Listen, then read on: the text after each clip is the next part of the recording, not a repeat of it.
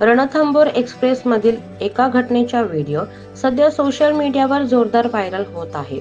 14 जानेवारी रोजी ट्रेनमध्ये RPF constable Om Prakash यांनी एका महिला प्रवाशाला मारहाण केल्याचं समोर आलं आहे. हा व्हिडिओ बघून नेटकरी संताप व्यक्त करत आहेत आणि पोलिसांवर कठोर कारवाईची मागणी होत आहे.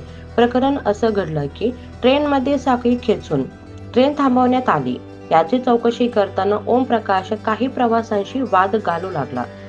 या वादात त्यांनी एका महिलेच्या थोबाडीत मारलं आणि रागाच्या भरात निघून गेले. या घटनेचा व्हिडिओ प्रवाशांनी रेकॉर्ड करून सोशल मीडियावर शेअर केला. नेटकऱ्यांच्या रोषामुळे पोलीस प्रशासनाला पाऊल उचलावं लागलं. मिळालेल्या माहितीनुसार ओम प्रकाश यांना नोकरीवरून सस्पेंड करण्यात आले आहे. सध्या हा व्हिडिओवर मोठ्या प्रमाणात प्रक्रिया होत आहे. लोकांनी पोलिसांच्या बेजबाबदार वागणुकीवर प्रश्नचिन्ह उपस्थित केला आहे.